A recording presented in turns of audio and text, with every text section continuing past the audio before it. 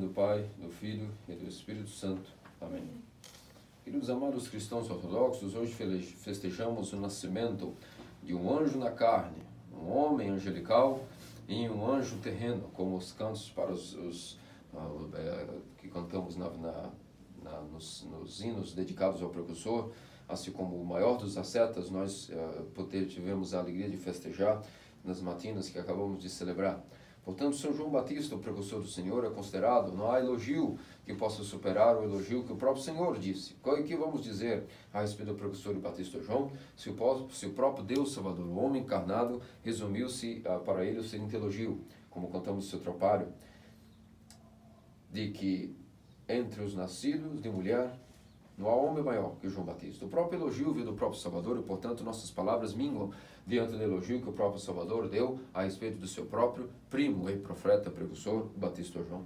O cerne de todos os profetas, o cumprimento de todas as profecias, através daquele que iria impor as mãos no próprio Salvador, a fim de batizá-lo. Ele que não precisava de batismo, mas sim o batismo precisava dele. E como o batismo precisava do Senhor, nosso Senhor criou uma ferramenta chamada seu primo, seu precursor e profeta João. Venerado em todas as igrejas locais de todo o mundo ortodoxo, desde a era primitiva até os tempos de hoje, inumeráveis são os homens que recebem o nome em relação ao precursor, do grego prodôminos, e são muitos os monges que recebem esse onomástico, os homens também, infinitos os gregos são chamados Ianes, em devoção àquilo que é o profeta e precursor João Batista. E mesmo no Ocidente, na América Latina, especialmente no país Brasil, nós temos uma devoção especialíssima ao ponto de dedicarmos o mês de junho praticamente às festas juninas, mas todas elas têm como o cerne que as pessoas piedosas para orarem para que pudessem obter as colheitas mais tarde na primavera, se reuniam no inverno para celebrarem as grandes festividades religiosas em relação ao profeta João no final de junho. Afinal de contas, embora pelo calendário civil nós estamos já em 7 de julho, pelo calendário da Igreja Eclesiástica, nós estamos no finalzinho de junho, celebrando hoje a festividade do profeta precursor Batista João. E, portanto, mesmo as pessoas no Ocidente sempre tiveram essa devoção especialíssima ao grande profeta e precursor. Falamos um pouco a respeito, então, do seu nascimento, já que hoje nós comemoramos a sua natividade. A concepção de João Batista, tal como a sua vida também foi extraordinária, é um homem que teve o seu nascimento extraordinário, sua vida extraordinária, sua morte extraordinária, e mesmo a sua descida ao Hades foi extraordinária. Afinal de contas, como todos sabem, era necessário que o precursor fosse ao Hades antes do próprio Salvador, para assim como ele foi o precursor dele na terra, também foi o precursor para as almas que estavam habitando. Imagine que Abraão, Isaac, Jacó, Isaías, todos eles tiveram a grande palavra do precursor que disse: aquilo que vocês viram apenas através de uma sombra, eu garanto a vocês, desde Adão, Eva, todos os patriarcas, João Batista andava pelas moradas do Hades, dizendo: fiquem tranquilos, porque o que vocês profetizaram, eu não só profetizei, como vi, toquei, batizei, e garanto que está vindo para destruir estas moradas diabólicas, e todos nós iremos ser libertados sem acreditar no Senhor. Todos os pagãos que haviam morrido, também desde a criação do homem, e que nunca nem mesmo tiveram contato com o povo judeu, tiveram o anúncio através de João Batista de que o Salvador estava para vir e salvá-los, e aqueles que aceitaram a pregação do precursor tiveram suas veredas preparadas. Ou seja, a primeira coisa que podemos dizer em relação ao precursor foi que o seu nascimento foi miraculoso, e foi dito a ele que eis a voz que clama no deserto. Essa voz que clama no deserto, como disse o profeta Isaías, referia-se nada mais nada menos à própria voz do precursor, que clamava no deserto. Que deserto? O deserto da Judéia, às beiradas do Jordão. E, portanto, essa voz que clama no deserto tinha um objetivo, era uma ferramenta. Era como que uma ferramenta de aplanar colinas, era uma ferramenta de tapar buracos, era uma ferramenta de endireitar e aplanar veredas. Significa que essa ferramenta fazia? O que são esses corações, o que são essas colinas, o que são esses caminhos? São os corações dos homens. Portanto, não somente na terra, mas também no Hades, os corações e as almas foram aplanados, ou seja, os caminhos foram compactados para que o Senhor pudesse passar de maneira compatível com aquilo que era a mensagem da Boa Nova. Afinal de contas, antes do próprio Salvador, todos sabiam que primeiro viria o seu precursor. E esse precursor foi o profeta João Batista, que, portanto, preparou os corações, as almas, os pensamentos dos fiéis, tanto na terra, quanto em sua geração, obviamente, quanto aqueles que já haviam falecido, todos desde Adão, até mesmo o dia em que o ladrão ascendeu ao reino dos céus e que nosso Senhor desceu ao Hades, todos que estavam ali mortos receberam de João Batista o avanço daquilo que era o levantar para a vida eterna, se quisessem. Por isso daqui se explica o que era essa ferramenta que o nosso Senhor utilizou para planar os caminhos e direitar as veredas. Que eis que envia o meu anjo à minha frente, o anjo do Senhor, a voz que está no deserto para direitar as veredas. As veredas, portanto, eram os corações e as almas dos homens. E antes de falar um pouco sobre a vida do precursor, voltemos, portanto, ao ponto inicial de sua natividade. Seu pai, Zacarias, um sacerdote da tribo de Abias, da linhagem de Abias, e sua mulher, Elizabeth, que era descendente pela linha sacerdotal do próprio sacerdote Arão. Ambos tinham, portanto, a linhagem sacerdotal levítica e, portanto, Zacarias, João Batista também era desta mesma linhagem. E o que aconteceu é que eram uma família piedosa, mas que era estéril. Foram purificados, portanto, até o auge de sua vida, na velhice, devido a seguir os mandamentos. Foi um tempo que Nosso Senhor foi como preparando para que, além de eles serem descendentes de uma linhagem que foi preparada desde Adão, separada, a linhagem sacerdotal de Arão, depois polido nas tribos de Israel, assim por diante, todos eles foram sendo polidos ao longo de gerações, e quando chegou no auge das gerações, no auge dos tempos, até mesmo a ponteira dessa linhagem sacerdotal, assim como na outra ponteira com Joaquim e Ana, estava sendo preparada a virgem para dar luz ao Salvador, o seu precursor também havia sido preparado por um casal de idade. E as pessoas, quando se concebem filhos em alto grau avançado de idade, esses filhos geralmente são pessoas muito santas, perfeitas. Esses pais, obviamente, eram homens de oração, porque as paixões não estão mais sobrecarregando a carne. Então, quando damos à luz a nossos filhos, já os últimos filhos, os caçulas, são os mais amados, são os mais santos, são os mais purificados, são os que mais recebem as graças que nós acumulamos em nossas próprias vidas, e o perdão de nossos pecados, o arrependimento que vamos adquirindo. Portanto, imaginemos Zacarias e Elizabeth, que deram à luz em alta idade, tendo sido escarnecidos por conta desta esterilidade. E esterilidade, como você sabe, era vista como maldição. A mulher que não dava filhos era vista como alguém amaldiçoado, porque era uma bênção engravidar. Era uma bênção estar sendo privilegiada de talvez ser aquela que daria a mãe, a natividade ao Salvador, ao Messias. Por isso, todas as mulheres de Israel, para elas era uma dádiva engravidar o mais cedo possível, assim que já estavam prontas após a menstruação para casarem, já estavam prontas a gerar filhos, não queriam perder nenhum ano sequer, nem o único ciclo após menstruarem, queriam perder da possibilidade de gerar filhos, ou seja, de gerar talvez o Messias, ou quem sabe, ser aquela que seria responsável por dar continuidade à linhagem do Messias. Então, esta era a mentalidade do povo de Israel. Portanto, uma mulher como Elizabeth, que era estéril ao auge da idade, era vista como realmente uma mulher muito afligida, mas ela tinha o consolo de seu marido servir e pedir ao Senhor diretamente no templo, no santuário, para que eles pudessem ser abençoados talvez com filho, ou terem o consolo de suas tristezas. Foi aí que então, certa vez, o sacerdote Zacarias, indo servir o seu turno, teve a visão do arcanjo Gabriel, que profetizou a respeito de que a esterilidade estaria dada por fim, e daria luz a um filho, e esse filho seria grande diante do Senhor, tem uma missão implacável, e determinaria para sempre a história da humanidade para outro curso. E nisso Elizabeth ficou estranhamente assombrada por esse fato de que seu marido saiu mudo daquilo que era o santuário. Na época o iconastácio não existia, era apenas o véu que separava a nave do santuário, ou seja, o nártex, a nave e o santuário eram separados pelo véu. Hoje nós temos, obviamente, nossa parede de ícones. E então, quando o sacerdote sai mudo, todos tiveram conta de que havia uma visão, que algo aconteceu de extraordinário. Logo, Isabel, assim como Zacarias voltou para sua casa mudo, o que aconteceu foi que eles conceberam juntos aquilo que era o seu filho João. E quando Zacarias mudo volta para casa, deita-se com sua esposa, e ela concebe do menino. Então, o que aconteceu foi que ela se recolheu com muita vergonha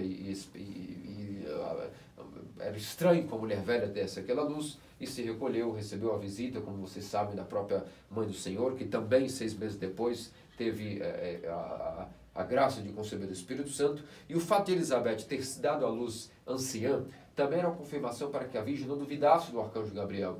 Quando a Virgem recebesse o aviso de que ela havia concebido do Espírito Santo, para que provasse que isso não era uma mentira, ela precisava de uma prova, porque nós não podemos aceitar visões de anjos de maneira gratuita. Quando alguma entidade celestial aparece para nós temos que desconfiar dela por humildade, não acreditar em nenhuma visão, nós não devemos ter elas a nenhuma visão, nem sonhos. Isso não interessa para um cristão ortodoxo, nem visões, nem sonhos, nem intuições, nem revelações. Nós simplesmente desprezamos essas coisas. Não nos interessa se Deus fala conosco, se temos visões, se temos algum tipo de luz que aparece a nós, se temos aromas, se temos cheiro quando rezamos, cheiro de incenso, se temos algum tipo de sombra passando na casa, se estamos atordoados por espíritos das trevas, se temos visões, se somos videntes. Isso não existe na mentalidade de um cristão, e como até a única coisa que pedimos é uma prova. Se há alguma visão, diz, ok, Em nome do Pai, do Filho e do Espírito Santo, que prova tens para me garantir que tu não és um demônio, que não estás mentindo para mim? Por isso, que nenhum cristão geralmente tem costume de ter visões, porque uma vez que nós já desprezamos as visões, Deus sabe como nos comunicar através de outras maneiras mais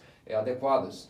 E os demônios, quando vêm com a pessoa corajosa e não quer visões, não cai na vaidade, ele também não tem como atacá-la por esse lado de falsas visões. Aqui eu abro esse pequeno adendo, porque obviamente sempre temos oportunidade, temos que no Ocidente pregar contra toda essa renovação carismática e todo o pentecostalismo, e é necessário sempre frisar essas coisas. Então, voltando, a natividade de João Batista, a sua concepção de maneira extraordinária por mulher velha, essa seria uma confirmação para Theotokos de que se ela fosse visitar, portanto, Isabel, como disse o arcanjo Gabriel a ela, se tens dúvida, vá, a tua prima Elizabeth, ela anciã já deu à luz estéril que era, e por isso é uma prova de que tu também conceberás, ainda que não és velha nem estéril, conceberás não de homem, mas do Espírito Santo, e esse também foi um sinal que comprovou que a Santíssima Theotokos também havia possuído o Espírito Santo, e por isso ela se acalmou de que aquela visão não era uma mentira.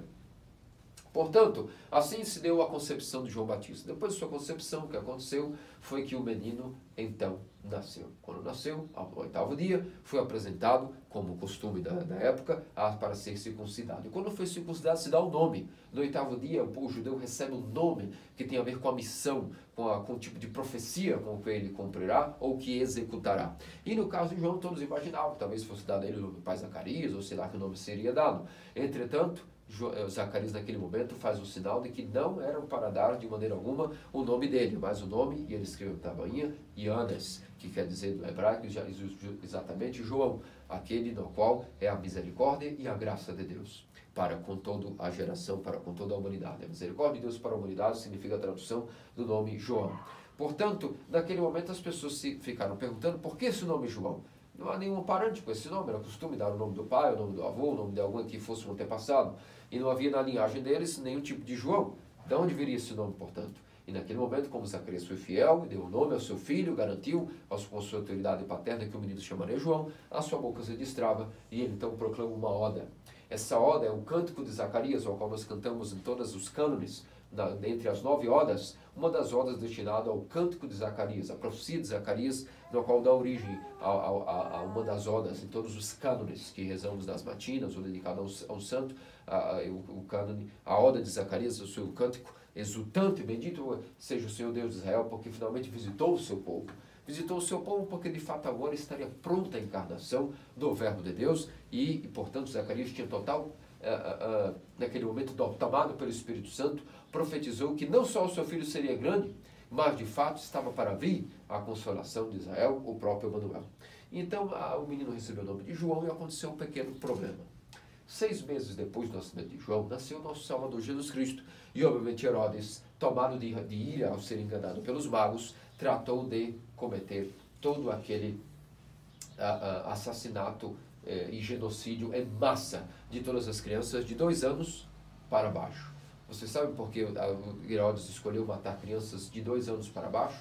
Porque de fato nós vamos analisar, 2 anos talvez fosse um exagero para o menino que havia acabado de nascer. Mas é que os magos, quando conversaram com Herodes, haviam dito que há 2 anos atrás uma estrela havia aparecido a eles. Portanto, da tradição sabemos que por isso Herodes teve a ira e a audácia de mandar que matassem todos de 2 anos para baixo. Por quê?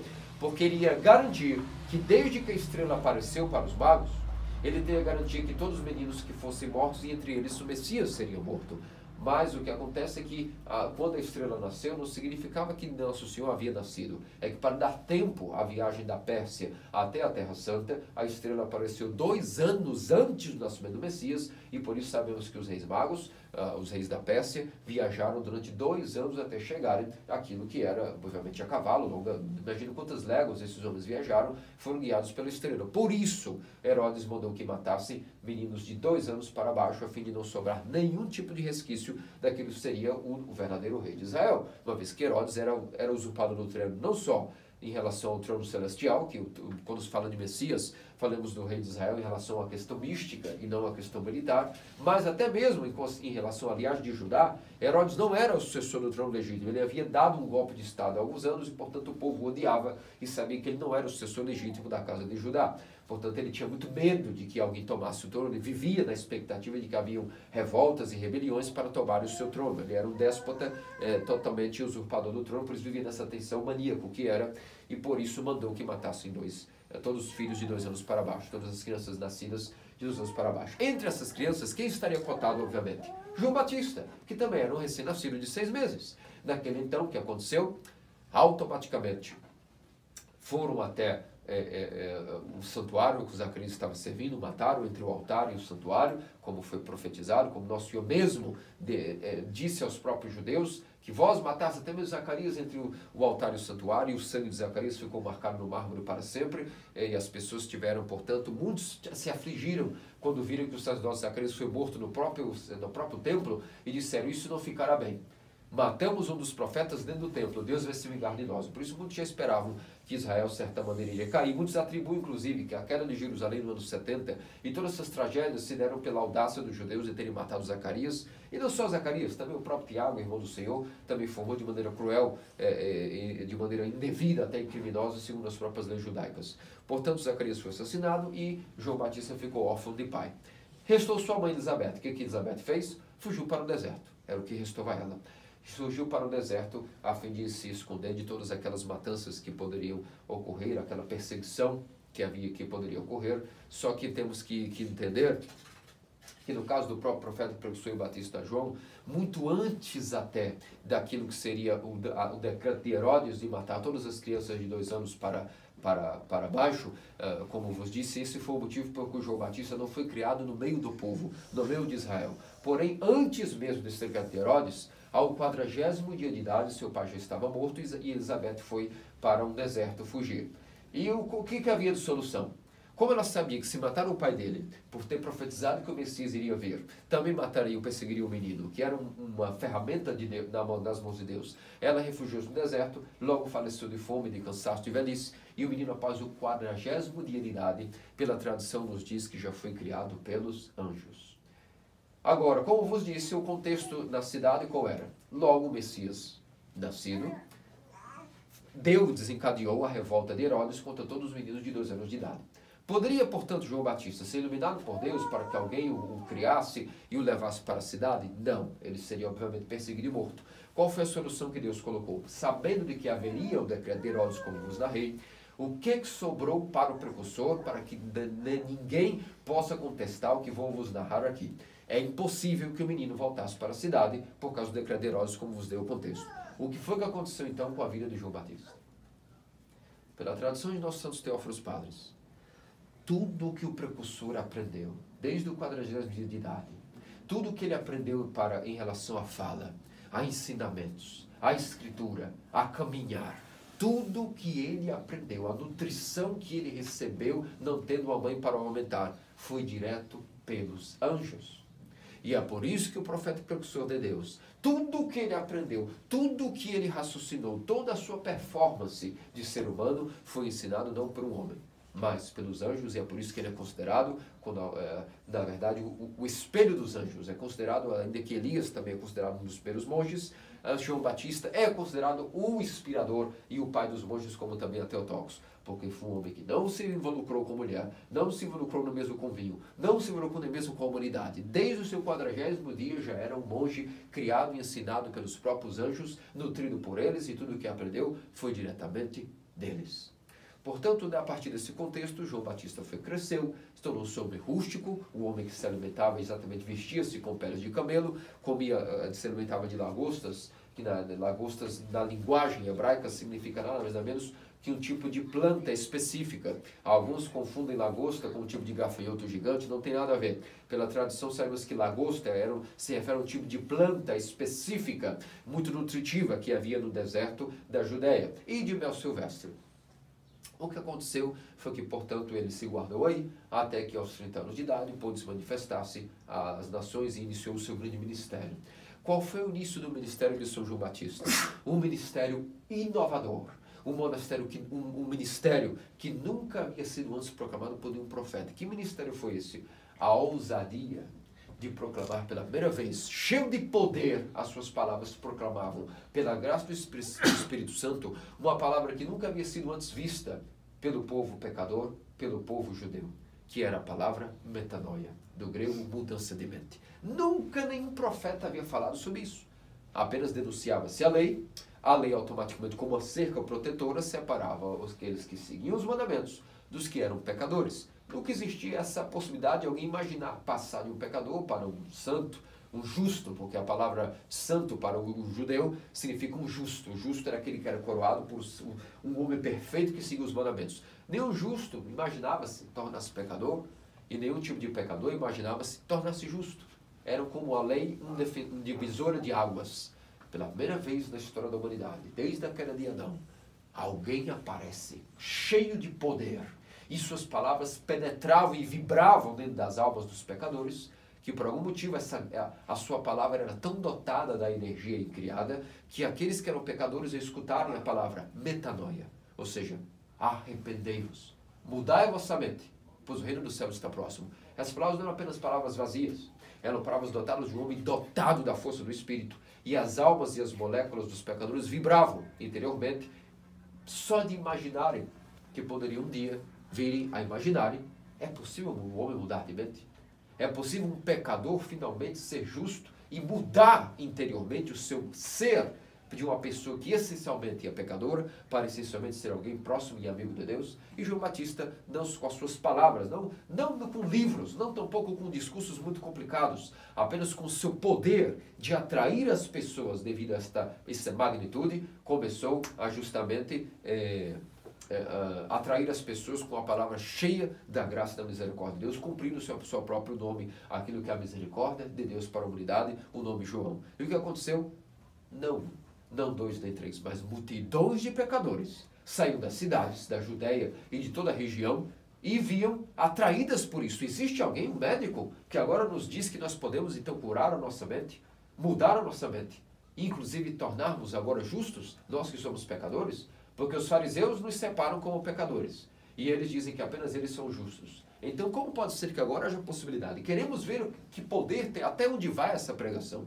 E infinitas multidões da Judéia foram atraídos para o precursor, o anjo do deserto, o homem que atraía pessoas para essa nova inteligência que estava sendo inaugurada na humanidade, a capacidade de mudar de mente, a capacidade de mudar o seu próprio ser, metanoia, mudança mais profundamente podemos dizer, mudança até mesmo do nous, ou seja, mudança do coração, uma mudança noética, ou seja, não que o homem muda apenas de um pensamento um dia e uma noite, que ele mudaria toda a sua capacidade, o seu poder de relacionar-se com Deus, agora de uma maneira completamente purificada de suas paixões. Era necessário que antes de nosso Senhor Deus Salvador Jesus vir falar desse assunto, alguém introduzisse esse assunto para facilitar mais rápido a missão do Messias. Entende? Porque agora faz sentido. A voz que clama no deserto, eis que um anjo do deserto vai à minha frente aplanando as veredas. Essas veredas são os corações dos homens que era necessário que ganhasse tempo. Imagine se o próprio Salvador, o rei de Israel, aquele que é sustentado pelos querubins, acha que não teria que um servo que prepararia também as veredas para ele na terra em relação à sua pregação? É claro que sim. E esse servo foi quem? O general dotado de ouro, de espadas, dotado de poderio, de exército, legiões, não, um homem sozinho. E um homem vestido de quê? De peles de camelo, um homem dotado apenas de toda a humildade, toda a pobreza, um homem que não tinha nenhuma posse, um monge, por assim dizer. Foi aquele que foi escolhido para levar a boa nova antes da própria boa nova encarnada aparecer. Algo justo é o mínimo que nosso Senhor poderia exigir de sua própria criação. Se a caverna ofereceu um abrigo e seu nascimento, se o céu ofereceu uma estrela, se nós, a humanidade, oferecemos uma mulher, através da Virgem, para o rei que nasceu, se os magos ofereceram ouro, incenso e mirra, é claro que o Salvador prepararia para si também um precursor. E esse precursor foi, portanto, o anjo do deserto, João Batista. Portanto, a pregação do Senhor, quando ele aparece, se batiza e inicia depois a sua pregação, após os 40 dias tentado por Satanás, da onde é que nosso Senhor inicia a sua pregação? Da onde João Batista havia parado quando foi preso. Arrependei-vos, pois o reino dos céus está próximo. Quem é que havia dito isso antes? O próprio João Batista. E a partir desse ponto, quando João Batista é preso, então nosso Senhor aparece, e da onde ele parou, ele continua. Arrependei-vos, pois o reino dos céus está próximo, e começa a sua pregação, chamando os discípulos, como nós vimos no último domingo, que o primeiro chamado foi André, e aí começa o chamado apostólico e a pregação da Boa Nova para Israel e todas as nações. O que significa que está em curso até o dia de hoje, através da Igreja Ortodoxa. Portanto, meus amados cristãos ortodoxos, e o que mais podemos saber a respeito da vida do precursor? A vida do precursor, o guia do arrependimento, o homem que com duas asas continua guiando-nos para a mudança de mente, mesmo nos dias de hoje. A tradição da igreja, você sabe, é riquíssima. E assim como o Evangelho é o ponto crucial de toda a nossa tradição, é a pedra fundamental de onde tudo sabemos a respeito da vida do Salvador, alguns detalhes não estão escritos no Evangelho.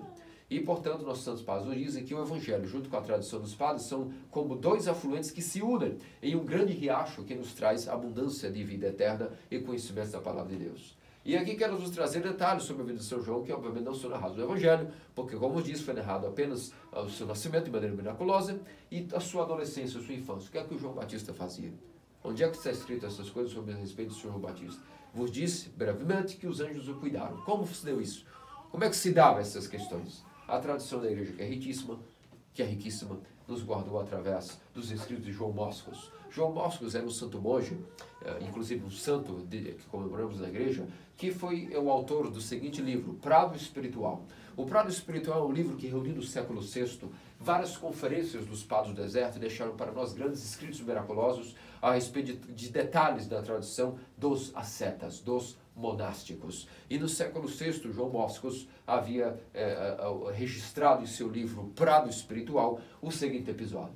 Havia um santo homem asceta em Jerusalém que tinha grande vontade de ir a praticar o asceticismo na região do Sinai.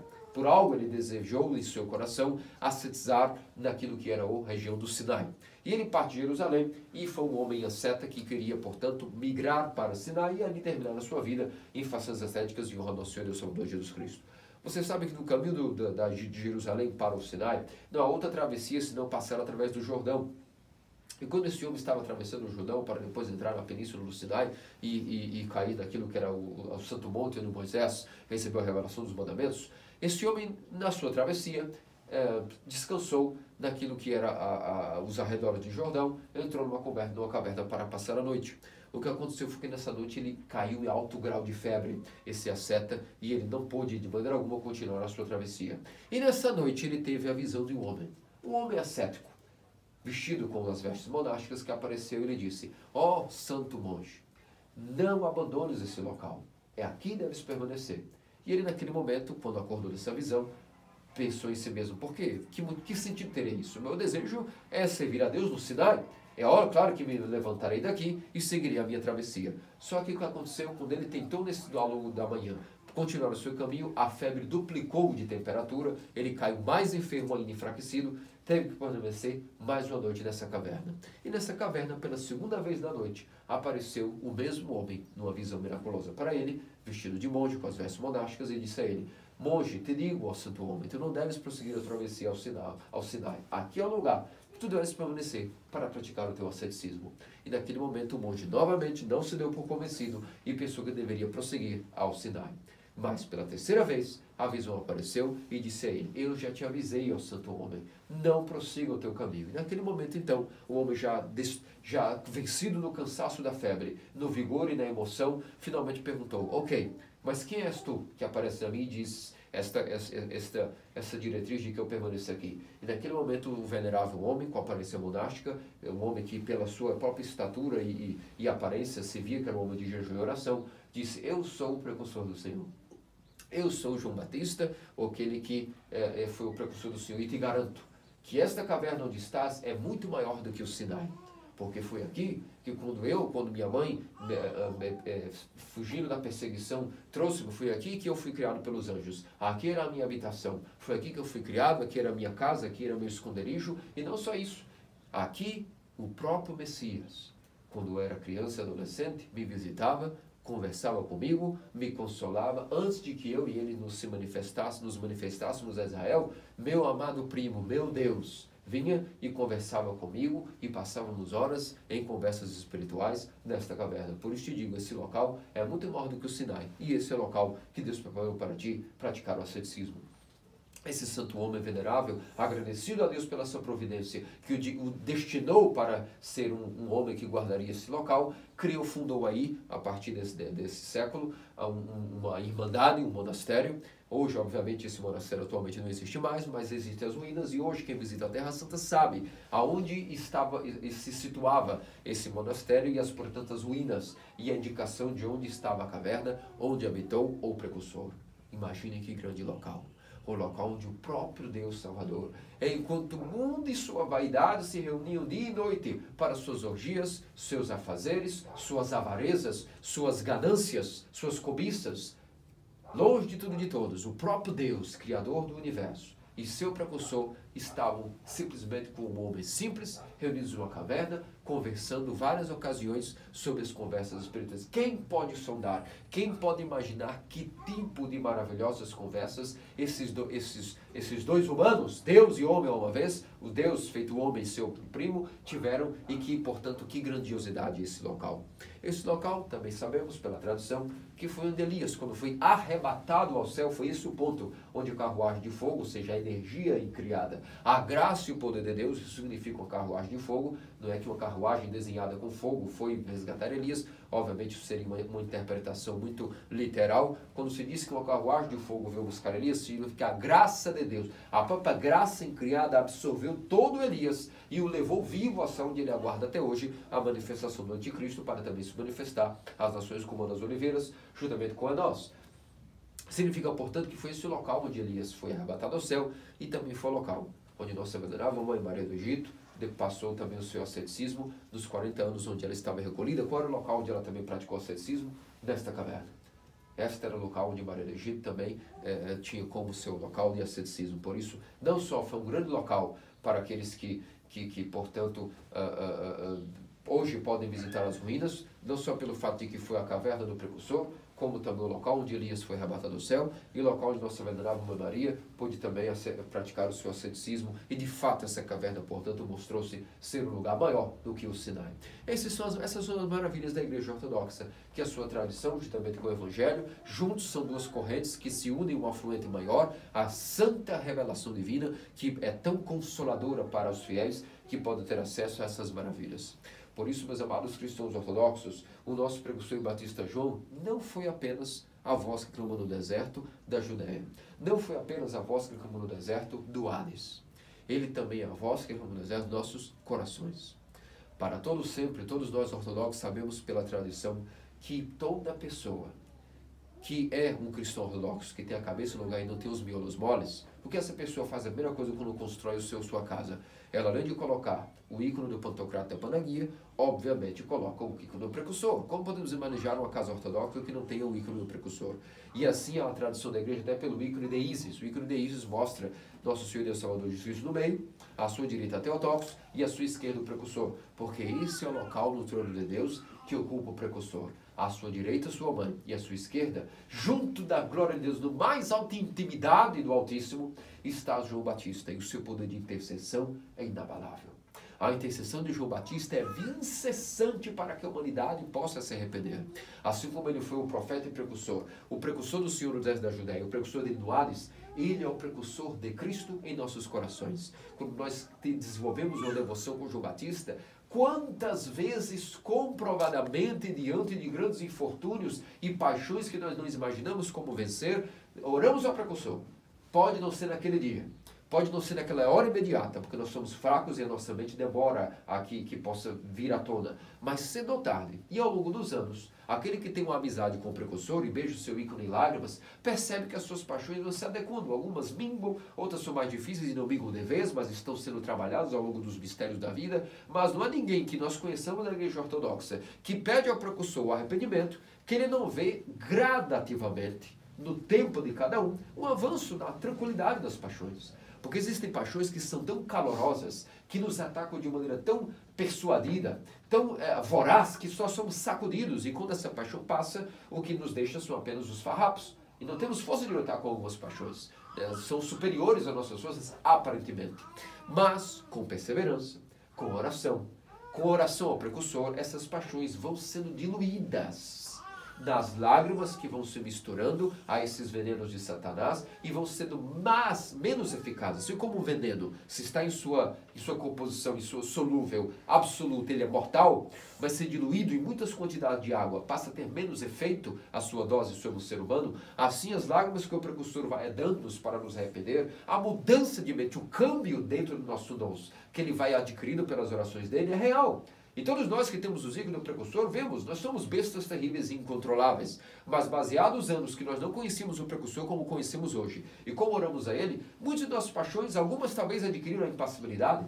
Por que não dizer isso? Por que não dizer que algumas paixões adquiriram a impassibilidade? Outras estão completamente ativas e dominando-nos. Mas outras estão um pouco sendo trabalhadas. E não há quem diga que não houve uma pequena melhora.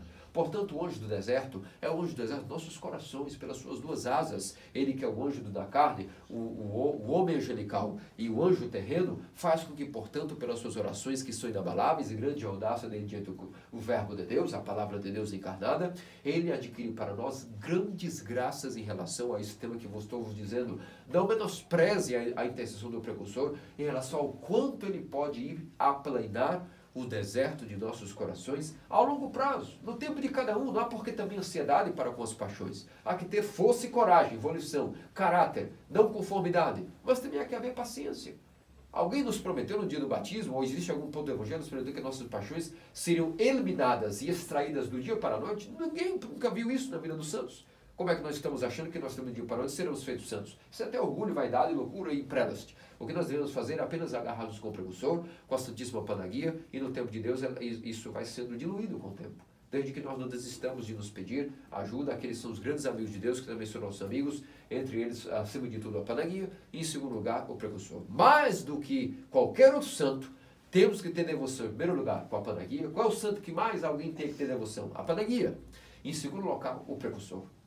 As orações do João Batista são infalíveis diante a misericórdia de Deus. O seu nome, misericórdia de Deus, faz com que a misericórdia de Deus, de fato, se dobre e se derrame pelos nossos corações, diluindo um pouco, como eu disse, o veneno das paixões, junto com as lágrimas de arrependimento, a qual ele vivia incessantemente no deserto, tendo um modo de vida angelical, ensinado pelos anjos, e um homem dotado de compulsão de coração.